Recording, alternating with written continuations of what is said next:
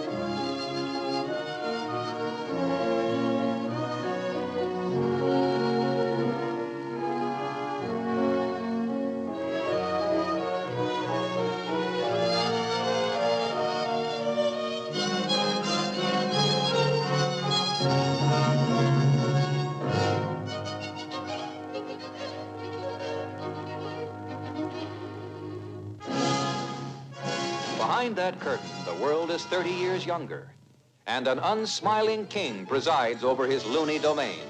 A rugged, gray-maned king who has already ridden the escalator of success from Boilermaker to chief of the first laugh factory, the father of American screen comedy, Max Sennett.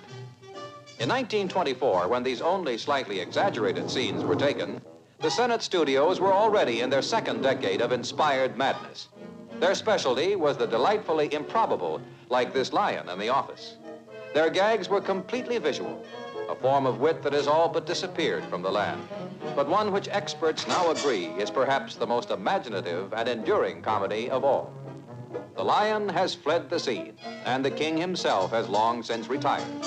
But movie fans still fondly remember such daring innovations as the Max Sennett bathing beauties, in whose ranks many a star was born, and who did so much to liberate the American woman from the Mother Hubbard bathing suit.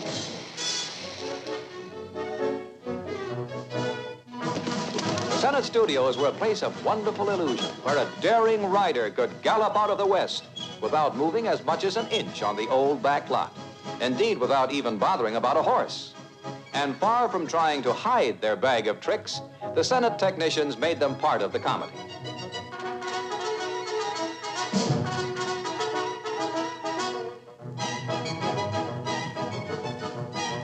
Pride of the lot was the only revolving stage in Hollywood, a monstrous merry-go-round and treadmill which kept the scenery moving behind the comedians. Hurricane gusts from the wind machine sent bits of paper flying past the camera to help create the appearance of swift and violent motion.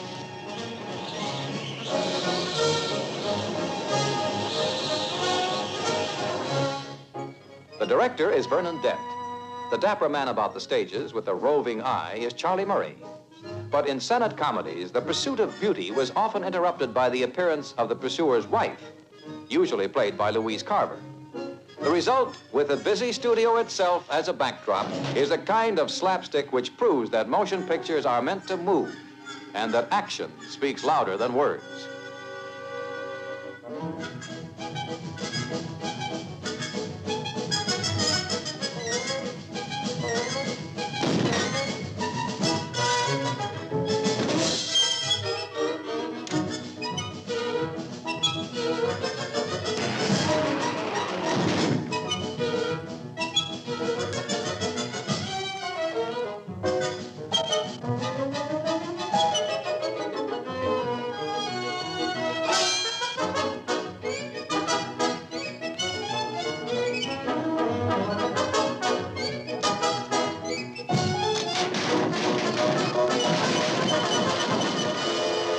Now Sennett kids one of his own money-saving customs, stealing shots of actual happenings to cut into his comedies.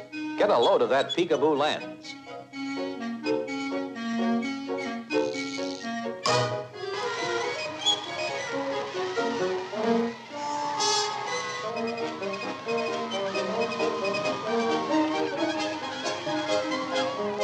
It was perfectly natural for the camera to doze off with the cameraman.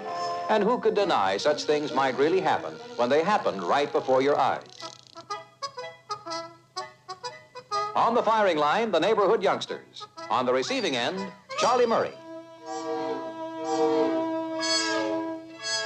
Sennett gags were created by the maddest squad of gag men in entertainment history. Each day, they were locked collectively into a penthouse office, deprived of heavy food and strong drink, and guarded, cajoled, and browbeaten by the old master himself. Here, selected from the output of a decade, are some of the results.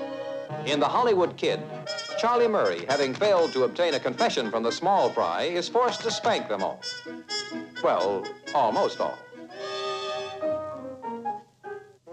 In Wandering Willie's, Billy Bevan innocently prepares to enjoy a delicious bowl of oyster stew and ends up in a desperate battle with a wild oyster.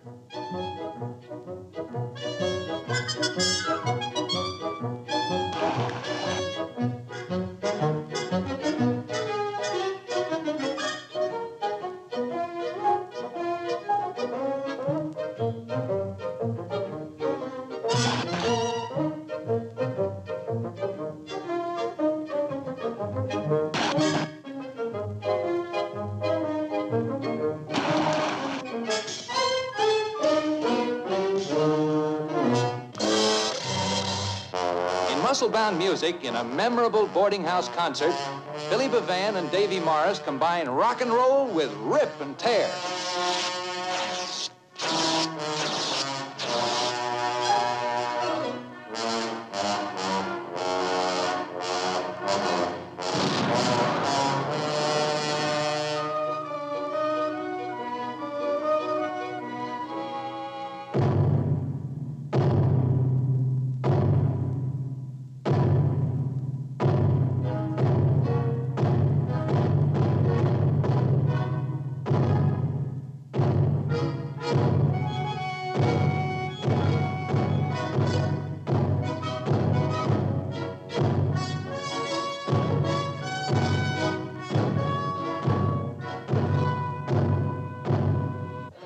Wall Street Blues, dashing Billy Bevan seems to heed the call of the open road. But alas, fate's fickle finger has flicked him into a different role, the office janitor. Billy's boss is Andy Clyde, who took a boomer in bloomers just when the girls started wearing slacks. Meanwhile, Billy is cleaning up with his new superpower torpedo vacuum cleaner, originally designed to pick fat ladies off massage tables.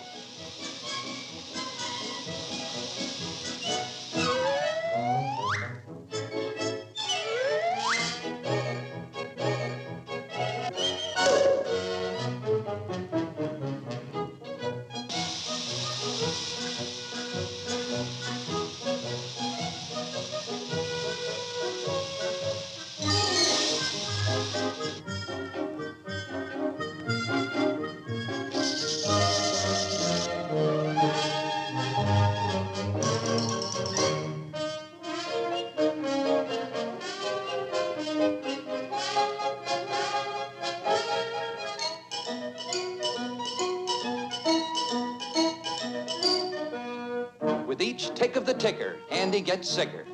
Now in comes a slicker. Soft-hearted Jack Richardson and his toady Vernon Dent watch Andy play with the poison bottle and make side bets as to how long it will take him to take it.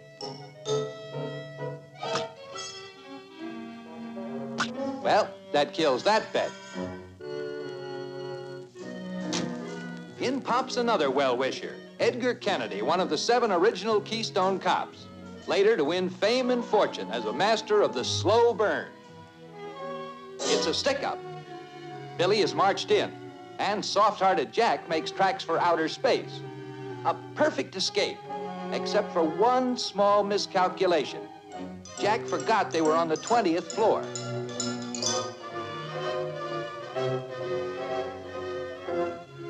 Vernon is reminded of his mother's advice. If you have a bad companion, drop him.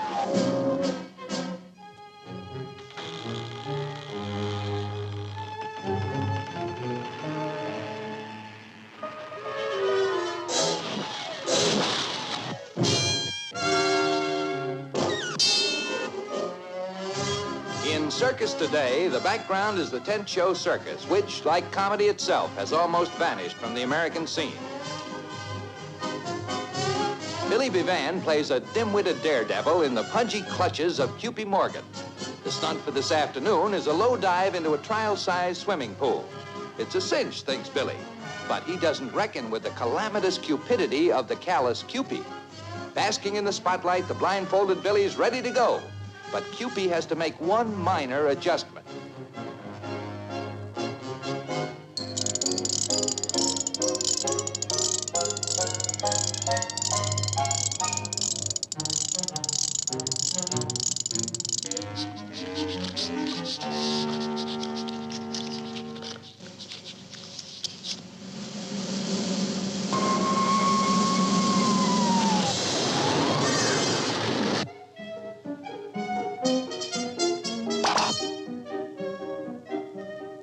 Now, Cupid's mad because Billy busted his brand new swimming pool. So Cupid runs after Billy. Billy's pal, the elephant, runs after Cupid. And in a few split seconds, we're off with chariots, circus wagons, charging horses, toppling acrobats, panting pachyderms, and roaring lions on one of those crazy careening pursuits which became a trademark of the golden age of comedy, the chase.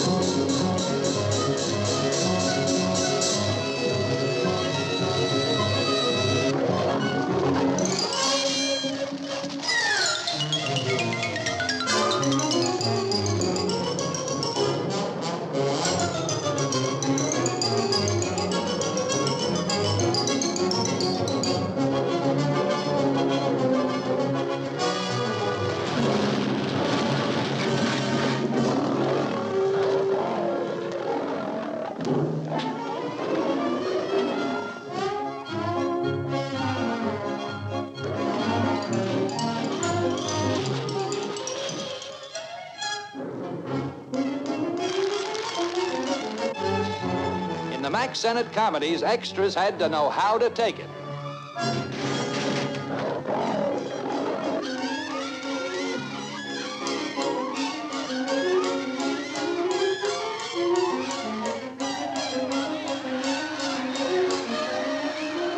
Madame Stella, the circus queen, is dressing for the matinee when her maid suddenly gives notice.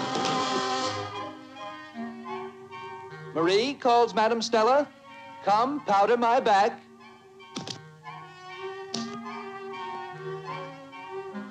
My, Marie, you're rough.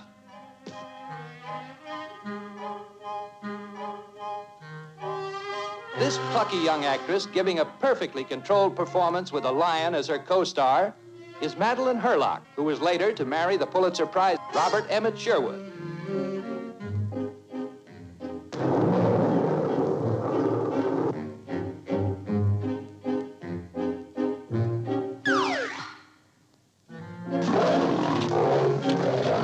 So long, Mrs. Sherwood.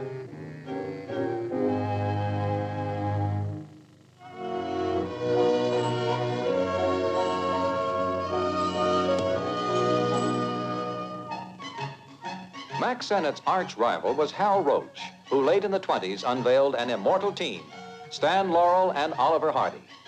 Ironically, as individual comedians, Laurel and Hardy had been around since the movie's early days. Laurel had once starred, but had been reduced to featured player.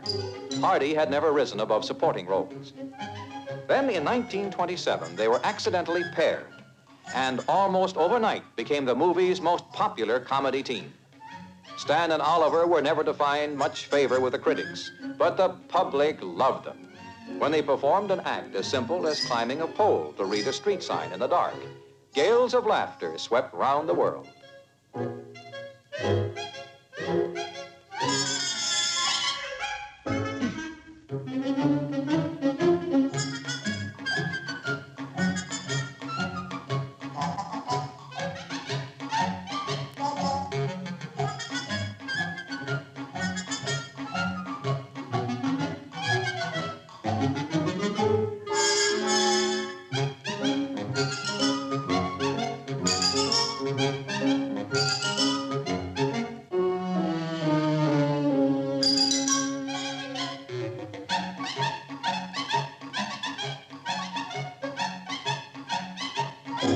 Not before or since has anyone scaled a wall like Oliver Hardy.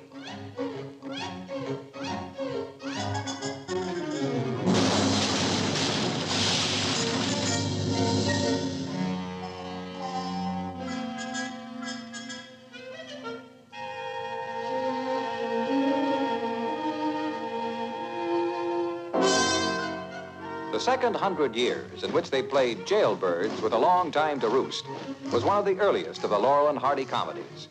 Hardy had not as yet quite acquired the full roundness of physique that was to characterize him later.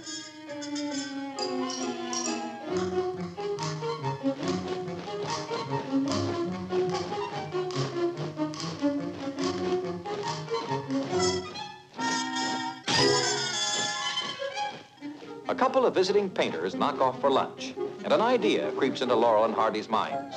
They'll turn their coats, swipe the brushes, and pretend they're painters too, before the guards discover they're gone, gone, gone.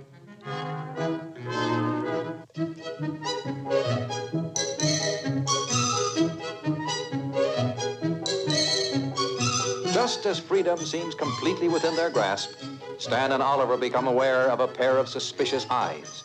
The chips are down. Their futures hang in the balance. They must prove that they're really painters. And prove it they do.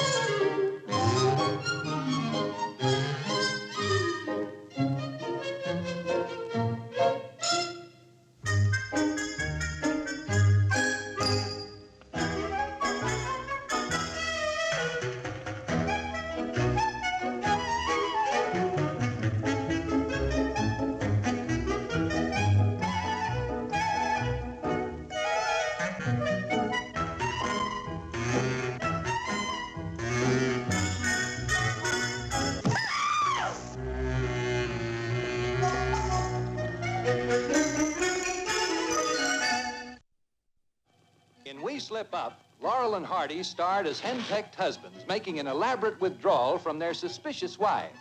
The boys have just explained that they're merely going to the picture show, and of course the wives believe their every word. Downtown, two young ladies are getting a shoe shine when fate and an electric fan blow them into a great adventure. No bonnet remains under a car for long, not with gallant Oliver there to retrieve it.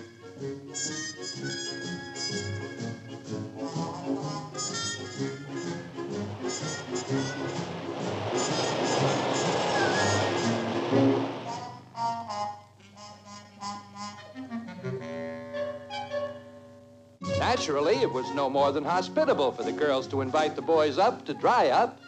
And in these cozy surroundings, the spirit of fun playfully raises its tousled head.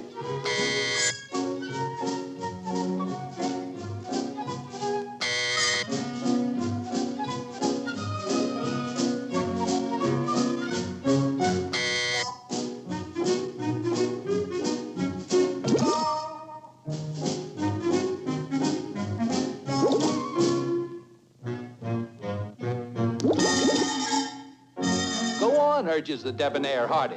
Be bohemian.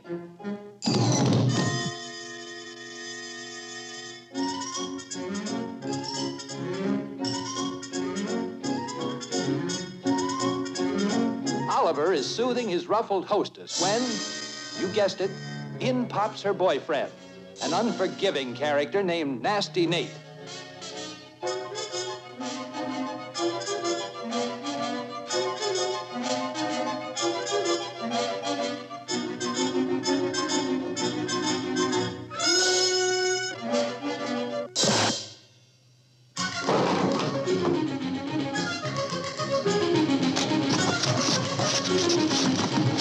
In this emotion-charged moment, who should come prancing down the street but those human bloodhounds, the wives?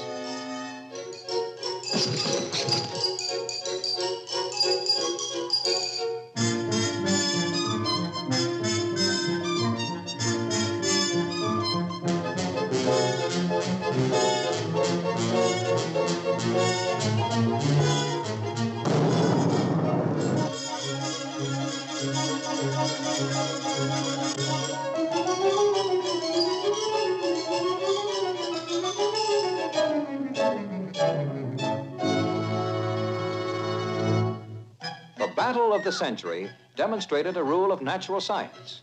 If someone slips on a banana peel, innocent Oliver is sure to be holding a banana.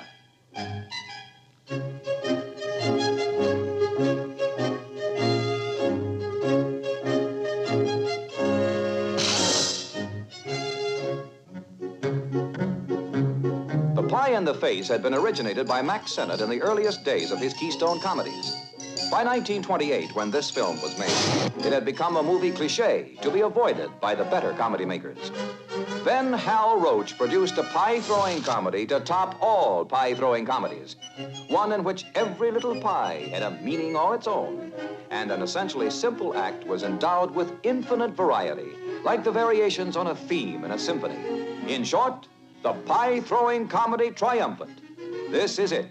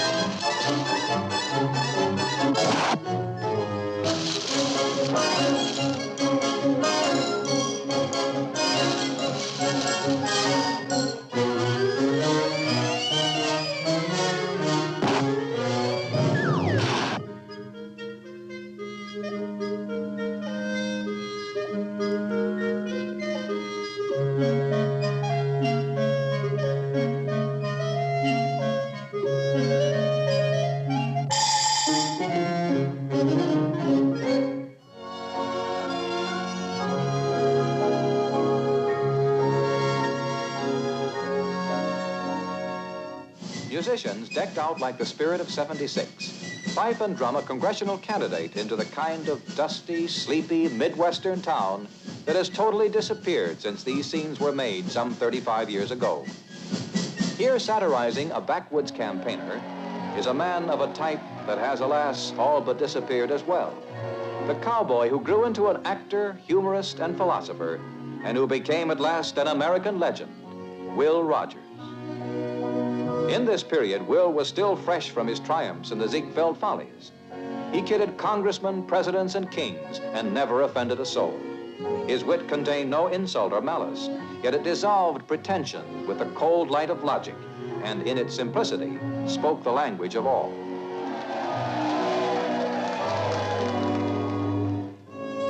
In a Hal Roach comedy of 1923 called Uncensored Movies, Will Rogers portrayed a small-time lecturer exposing the behind-the-scenes secrets of Hollywood before a pop-eyed, gullible audience in some remote and forgotten hamlet. This gave Will a wonderful opportunity to parody the biggest stars of that far-off time and the most successful of the then-current pictures. Smack into Sherwood Forest jumps Robin Hood, as played by the immortal Douglas Fairbanks, who's played in turn by the immortal Will. The Fairbanks version of Robin Hood was sweeping the country, and crowds everywhere laughed at this timely spoof. But no one laughed louder than Will Rogers' good friend, Douglas Fairbanks himself.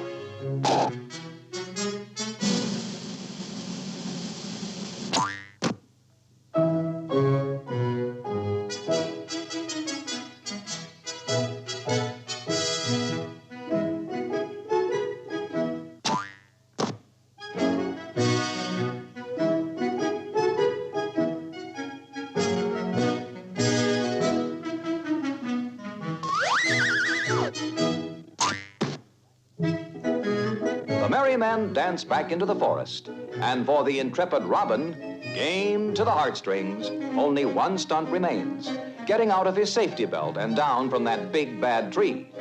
In reality, of course, Fairbanks was a great athlete, and Rogers, the ex-cowboy, was a pretty fair acrobat himself.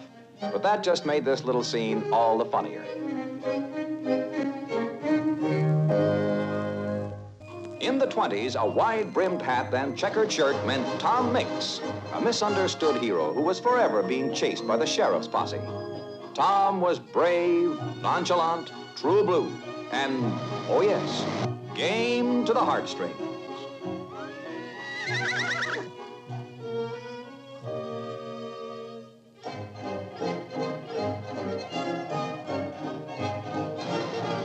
The occasional blemishes on the screen during this short sequence are not spots before your eyes. The original negative of this 35-year-old classic was already partially decomposed when it was reprinted to preserve for posterity what is probably the last existing record of Will Rogers' considerable prowess as a trick writer.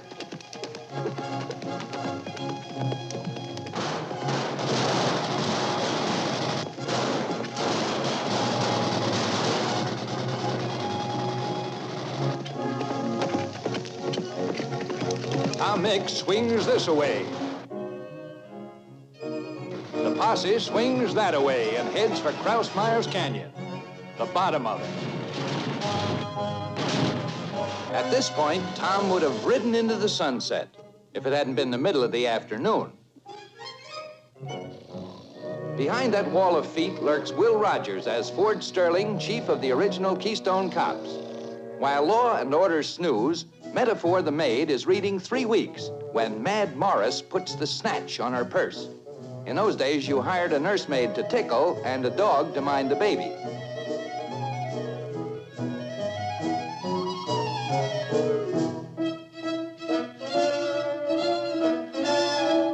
Mad Morris is gaining, so Metaphor puts in a call to the police. The panties part, the old-time comedian could produce a whole dictionary of motions just to answer the phone.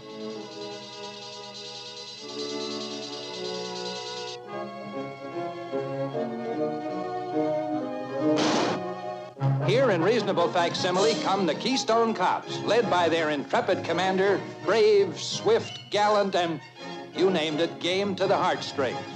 In this little episode, we come full circle as Rogers kids Sterling, Roach kids Sennett, and comedy kids comedy.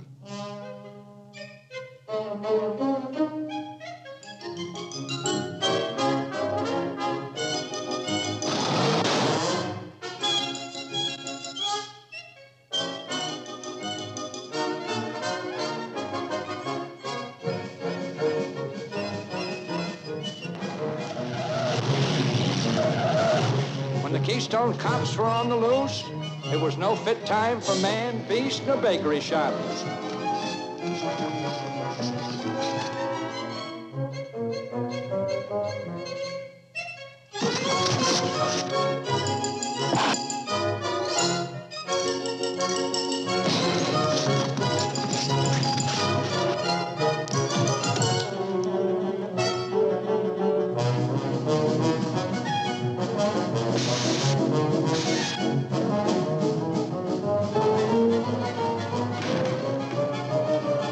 Thickens as it develops that Mad Morris is the ringleader of a band of desperate Tin Lizzies.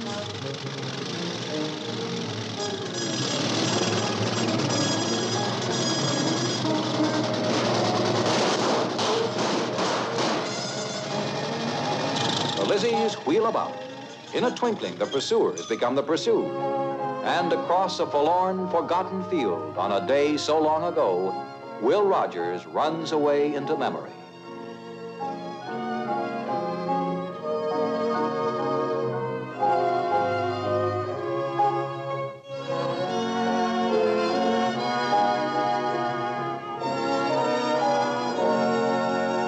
Out trots the track team of fair Sunnydale College. And in the ranks, a girl not to be forgotten, one destined for stardom, Carole Lombard. Carole would rather powder than train, and this disturbs her coach, Daphne Pollard. College films were popular in the 20s, when everybody from baby to grandpop wanted to go collegiate.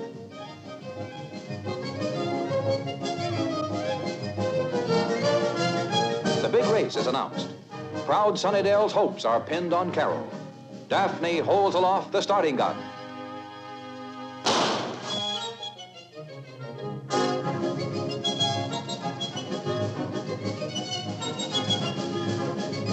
It was a clean start. Carole running easily, forges to the head of this fine pack of 18-year-olds. Fanny brings up the rear. Carole seems to have it won. But wait, she's pausing, breaking stride. Muriel of Primpmore's going past. Muriel of Primpmore's in the lead. And it's Muriel of Primpmore to win. Carole to place, and plenty to show. Daphne lectures Carole on school spirit, which in the movies at least is all that college has ever taught.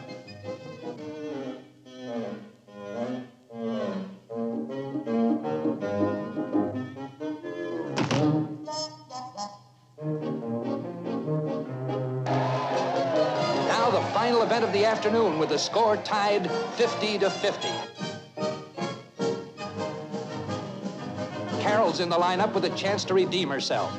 The coach's pleadings ring in her ears. The will to win swells in her breast. The love for lovely old Sunnydale beats in her heart. Her boyfriend cheers in the stands. But even so, Carole's having a rough time taking those hurdles.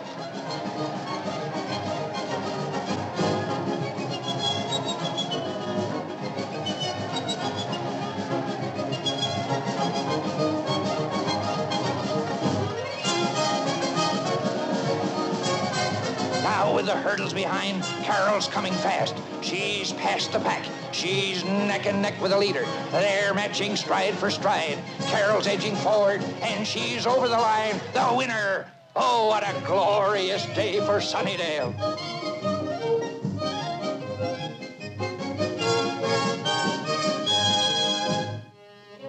Behind the celebrants, a chain forms to grow ever longer and whirl ever faster. But all things must go, and soon it will be gone as the age of flappers and flaming youth is gone. And a girl named Jane Peters, who became Carole Lombard, and who loved life so well and died so tragically.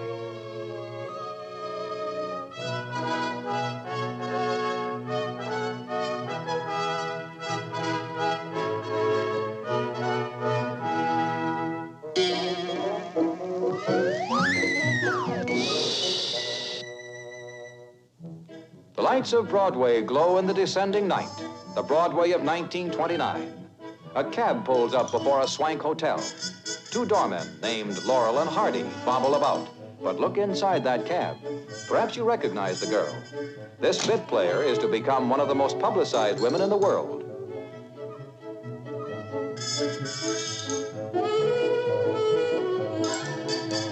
Her platinum hair, exquisite figure, and breezy manner are to create a new kind of movie heroine, the first of a glamorous line that includes today's Marilyn Monroe. Her name, Jean Harlow.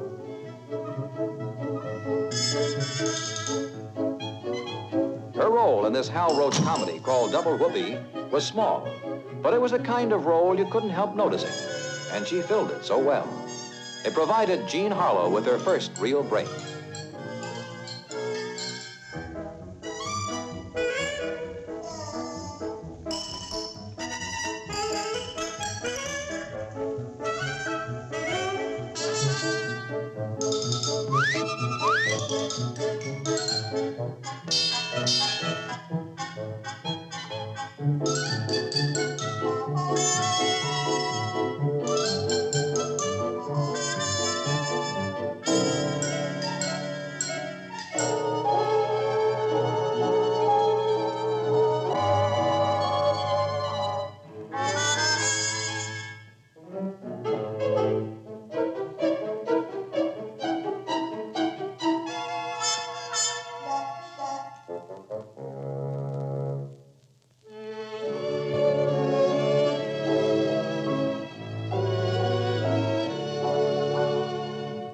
Our subject is comedy. Grow serious we must, for we are about to meet the most versatile of actors, a man of 1,000 roles, all of them different, and 1,000 faces, all of them the same. A man who could make Barrymore blush and von Stroheim grow pale. Behind that final towel lurks Ben Turpin.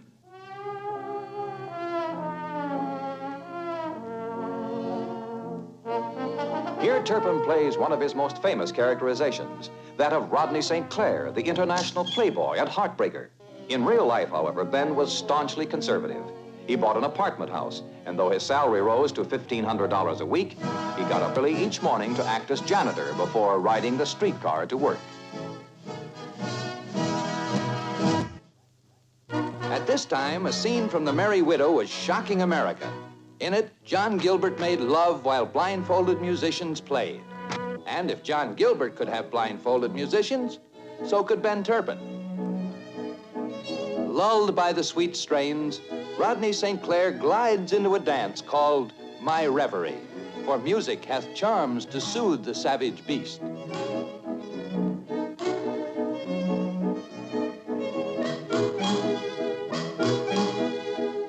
Later, across town, an irate husband thinks that worm Rodney has been nibbling at the apple of his eye. He'll not come around here again, the husband mutters.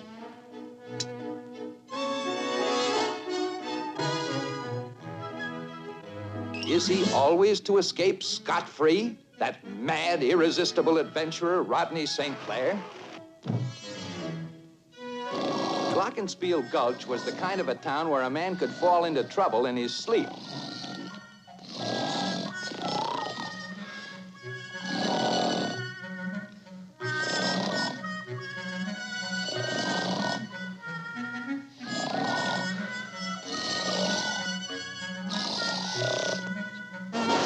Of this clapboard metropolis was Mowbray the Hombre and his outlaw band. Mowbray feared but one man, and here he comes racing to the rescue, Peruna Pete, the pint-sized peril, formerly a teller in a piggy bank. Peruna rode tall in the saddle by standing up. Movie fans, don't be fooled. Behind that clever disguise is Ben Turpin as the traditional Western hero. Gary Cooper, Gene Autry, Roy Rogers, Ben taught them all they know. Girls, get out the handkerchiefs. In his next role, Ben Turpin plays a mere man willing to sacrifice all for a woman. Innocent Ben tells Slippery Harry Gribben that he'll confess to save little Nell. Yes, Slippery's the real culprit. In charge is Ben. I did it, he shouts. How much is missing? 10? 20? The cash register's 50,000 short, says the sergeant. And you look guilty to me. Ben turns to Nell. Scram, you crummy crook, she whimpers. It's the unkindest cut of all. You'll hang for this, growls the sergeant. And by George, so he does.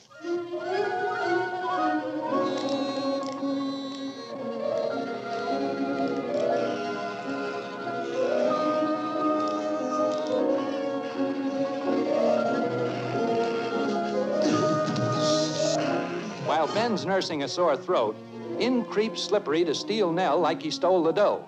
Come with me to Hoboken, he mutters, but the police have overheard. In the good old days, justice was swift.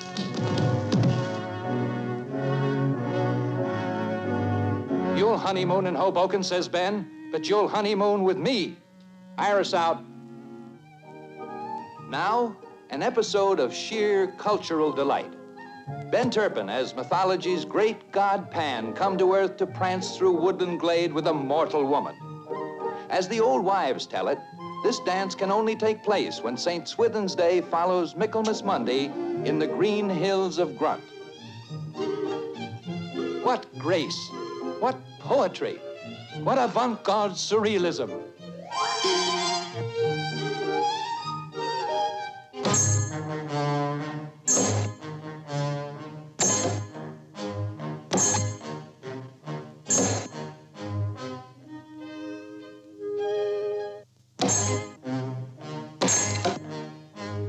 Back to grim reality, and Ben Turpin on the run as fearless Nudnik, the movie stuntman. At his heels is an insistent camera crew which wants him for a scene they're shooting. Fearless is 39 years old. If he keeps on running, he may someday be 40.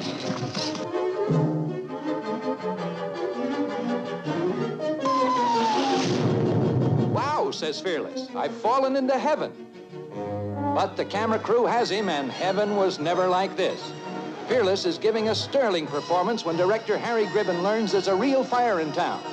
In the early days, film companies would rush to the scenes of actual fires, floods, earthquakes, and parades, push their actors into the action, and write stories to fit later. Here, by the way, is another for the memory books, the horse-drawn fire engine.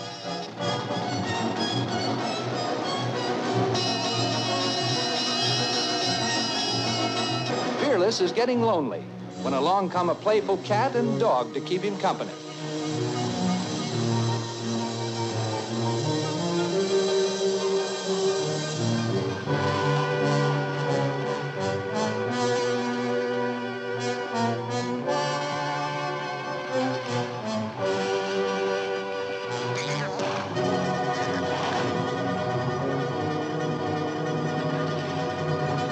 Off go cat and dog to caper elsewhere, but Ben's staying put.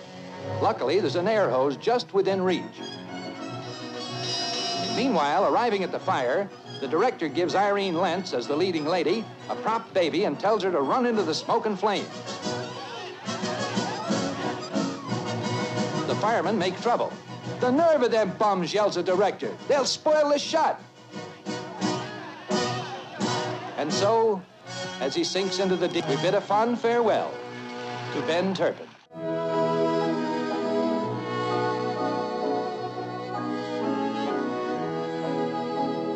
On a hot, crowded summer Sunday, Laurel and Hardy pull out of a line of cars into what some film historians believe is one of the funniest short comedies ever made. It was produced by Hal Roach in 1928. Its supervising director was Leo McCarey, who went on to win Academy Awards for The Awful Truth and Going My Way. Its photographer was George Stevens, who turned director himself and created Shane and Giant. Its title was Two Tars. Yes, that's Edgar Kennedy. Stan and Oliver, as sailors on shore leave, have taken up with fast women in slow traffic. We needn't say more, for like most great silent comedies, Two Tars speaks for itself.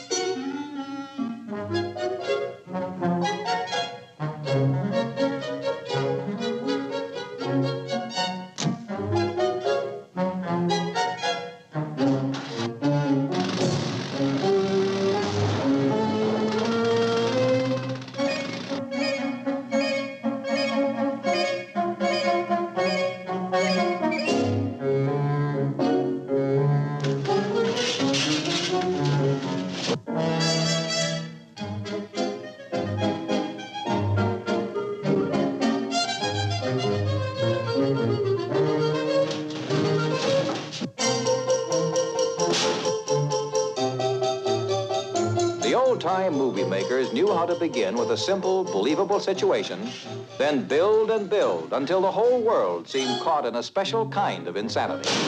This one is building like an atomic chain reaction. Notice the way that Laurel and Hardy fever spreads to the second line of cars, where Pipsqueak battles with truck drivers.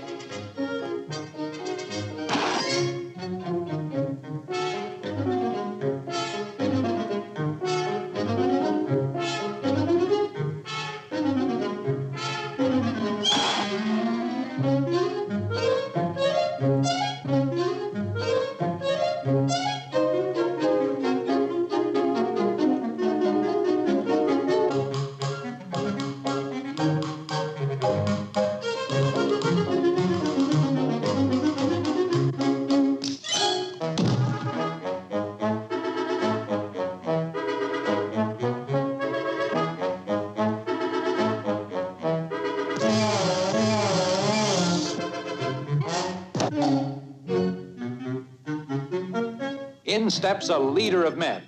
Come on, move on, boys, move on.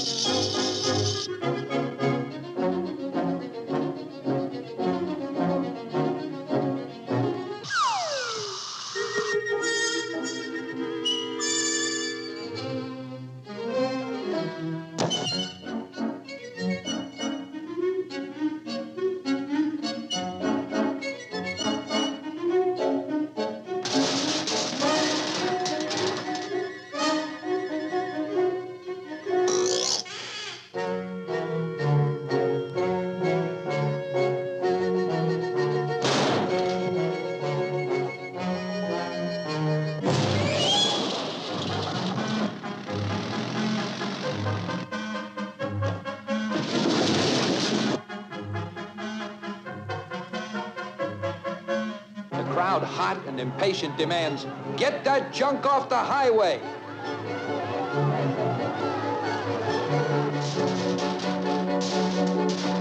Upon this Sunday scene happens a perplexed policeman.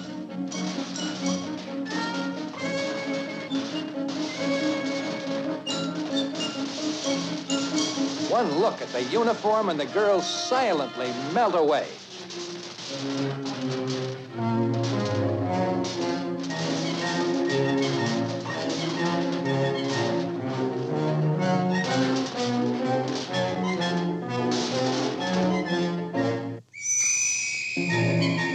"Who started this?" asks the cop. "The sailors did," answers the crowd. "Aha," says the cop, "a couple of troublemakers. You birds are under arrest. Now the rest of you move out of here."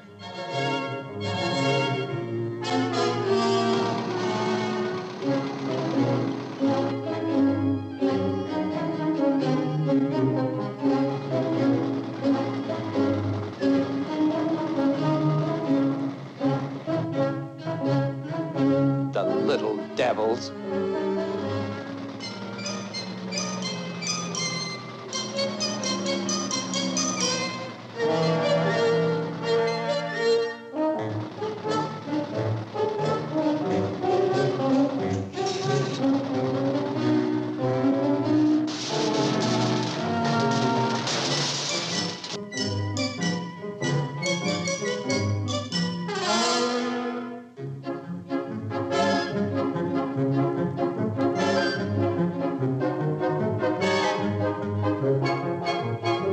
Wise guys, says the law.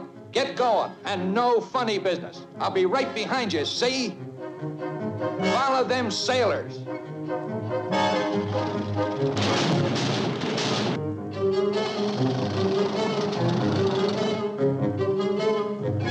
Follow them sailors.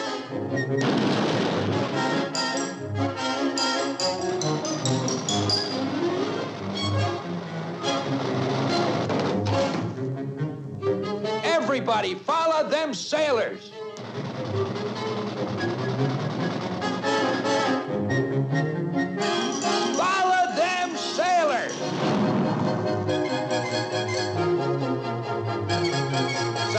officer. She blew.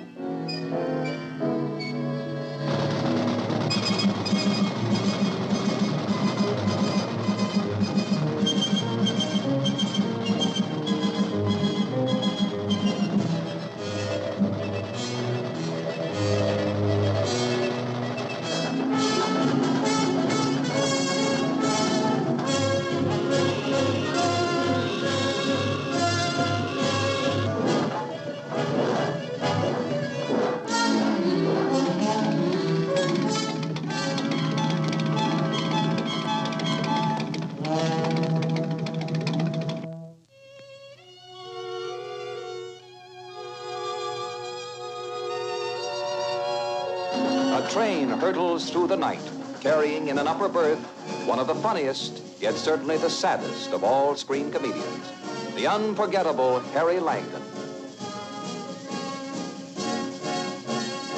Below, his new bride gets set for slumber, for Harry's on his honeymoon, an event which apparently hasn't in the least ruffled the infantile innocence of this most unique of clowns, who one critic said had the face of a fiendish baby.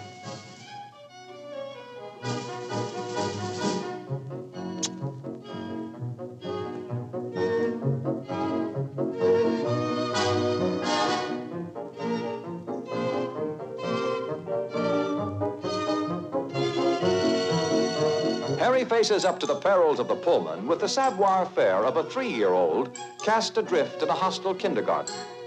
Langdon's style was completely intuitive. In real life, he was almost as childlike as the character he portrayed, and he rarely knew the plot of the picture he was making. Yet today, long after his passing, he is remembered as one of the 4 greatest comedians in the 60-year history of the motion picture.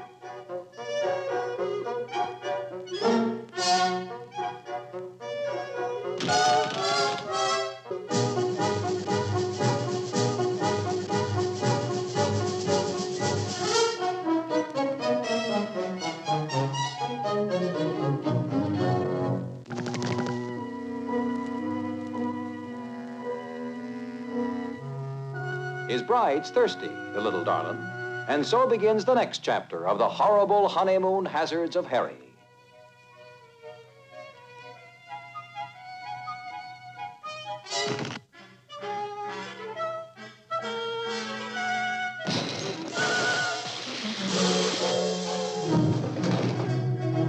Skittering before the approaching conductor, Harry opens the front or windy end of the old-type Pullman and looses a hurricane.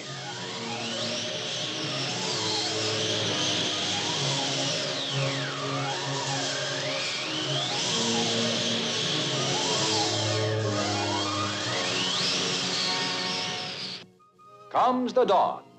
The passengers gather themselves together like shipwrecked castaways on a storm-swept isle, and Harry's off to the train dressing room. While his colleagues raced through elaborate gags at breakneck pace, Langdon moved hesitantly through situations that were both simple and human. Of him, it has been said that he could do more with less than any other comedian.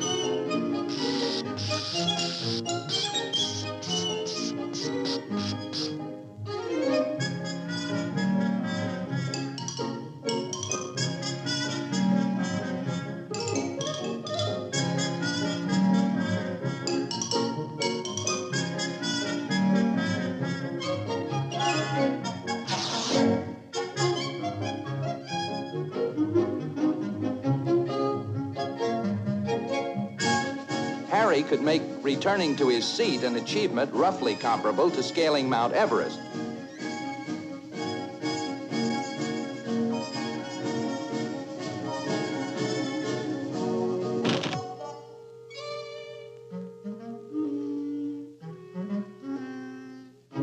comes the sheriff with the meanest, toughest prisoner in all the land, Hardpan Hank, arrested for murder. Langdon looks at him with the gaze of a youngster confronted by the boogeyman.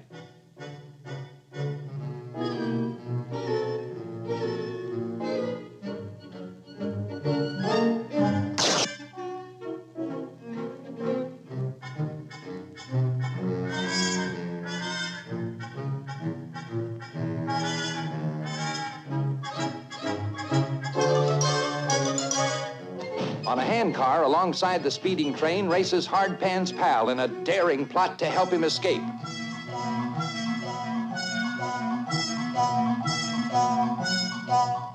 Hold on to this bird, shouts the sheriff. I'll run out and nab his buddy.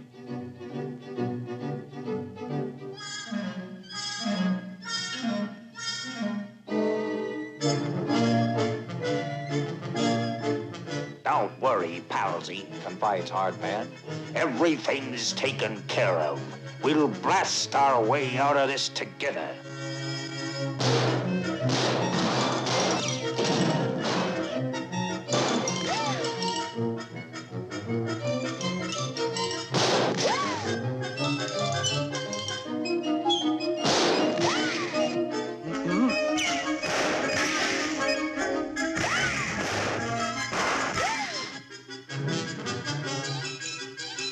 This short film was made by Harry Langdon in 1924 when he was at the threshold of international success.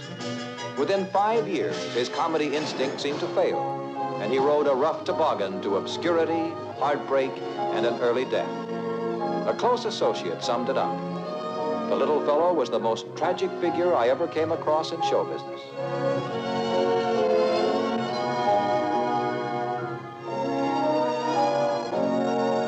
In the golden age, a happy source of humor was the animal comedy. This form of fun lives on today only in the movie cartoon, where because it is far less realistic, it is also far less amusing. One of the most hilarious animal episodes ever put on film was this nightmarish encounter between a tail-tied lion and an apron-string-tied family man named Charlie Chase.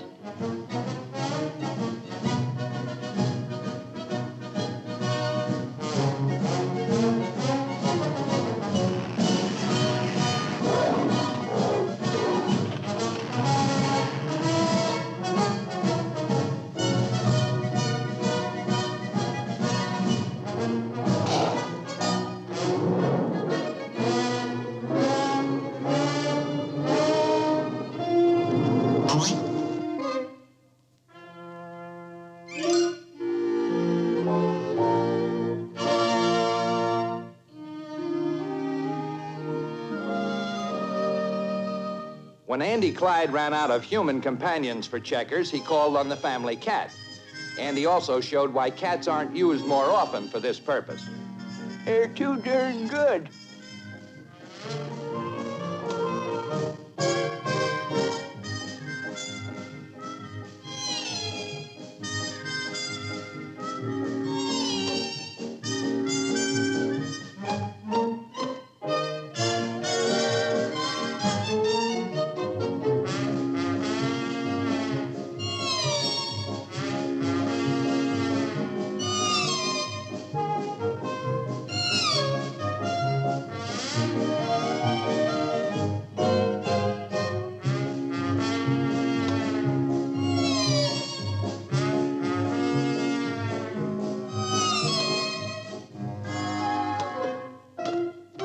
Flame cat.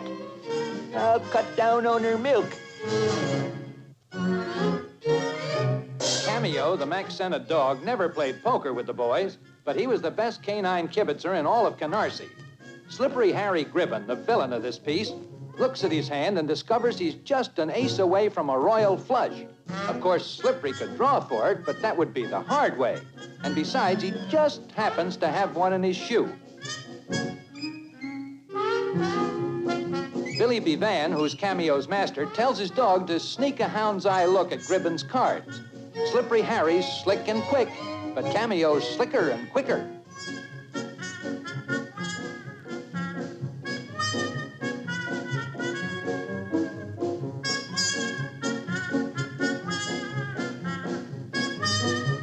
Nix, boss. Nix.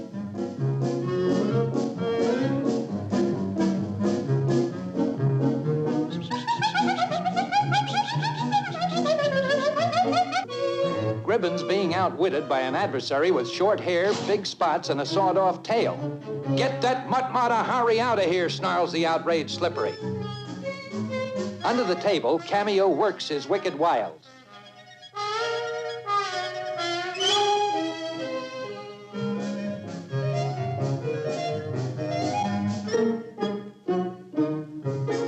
It's the switcheroo, the old army game. Doggone.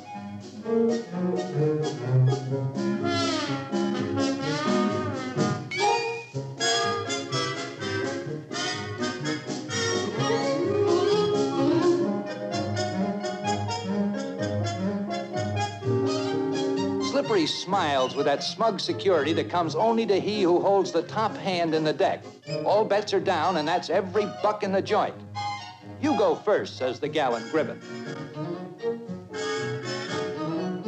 Just a minute, says Slippery. 10 of diamonds, jack of diamonds, queen of diamonds, king of diamonds, and 3 of clubs?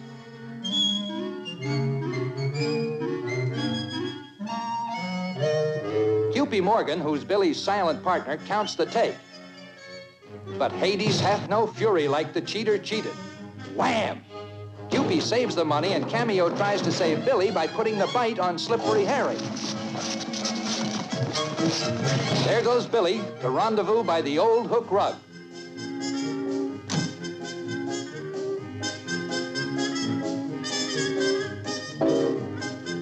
Ah, there you are, says Harry. Just in time for another facial massage. Cameo appraises the situation. His teeth are tired, and it's hard to get a grip on Gribbon's shiny pants. He's got to get help.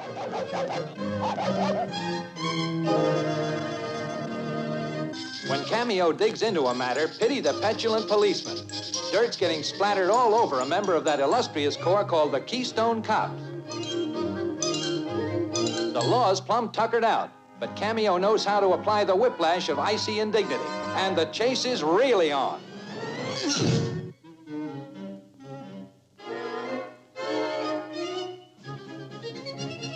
One cop mightn't be enough, muses Cameo. I'd better bring reinforcements.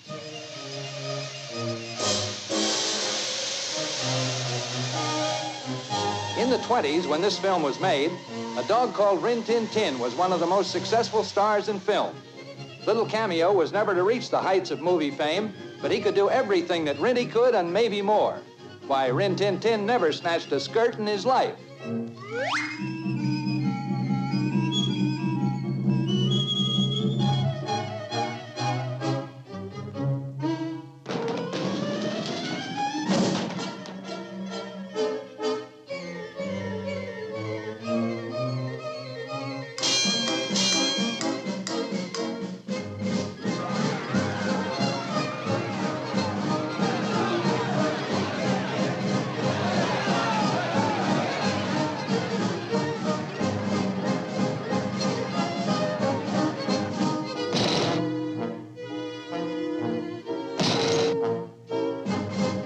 Cameo's brought help, all right, the entire police force. But this rescue's worse than the peril.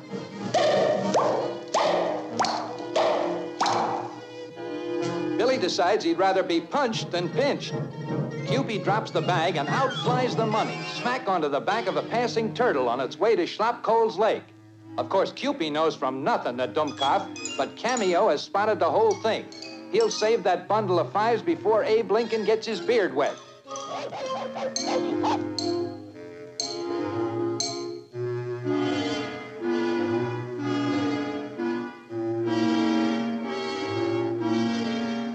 Nearby, policemen relax from pounding their beat by beating their feet. And who should pop onto the track but the unholy 3?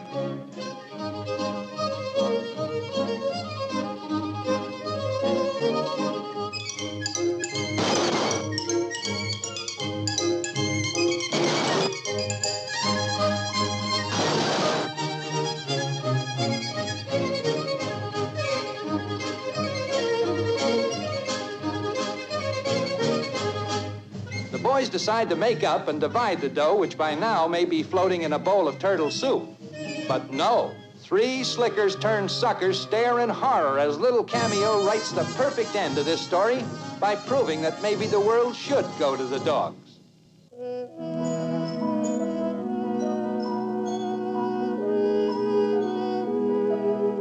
Down that inevitable street, which became so familiar to moviegoers it seemed to be in their own hometown, strolled two past-the-hat musicians, Stan Laurel and Oliver Hardy.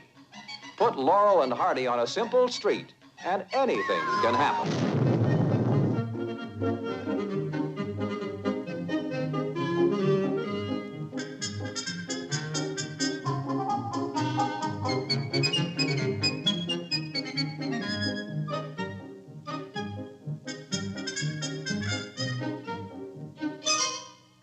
Like almost all the Laurel and Hardys, this film was produced by Hal Roach, who started with Universal Pictures as an inexperienced actor in 1913. By the next year, in those fast-moving times, Roach owned his own company, which continues in the family down to the present day.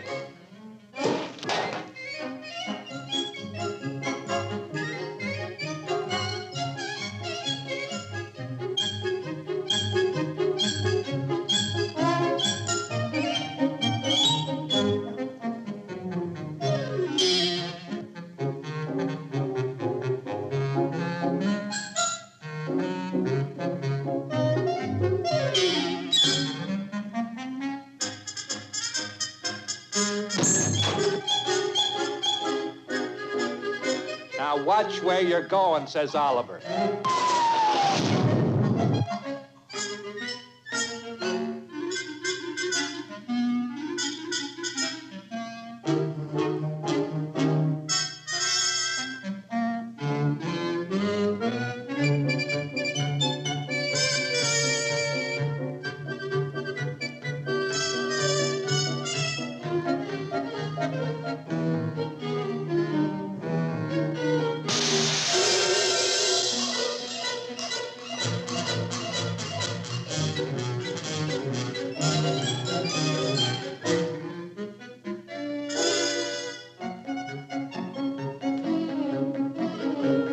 Aha, a music lover.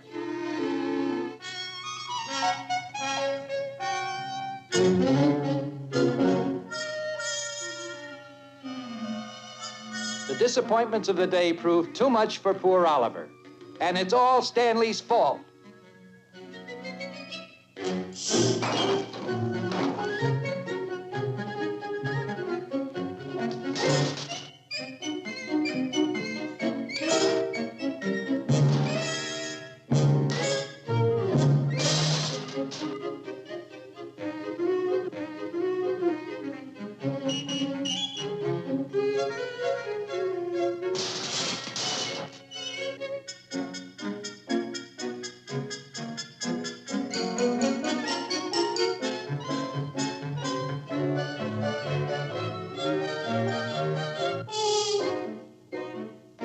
Flat.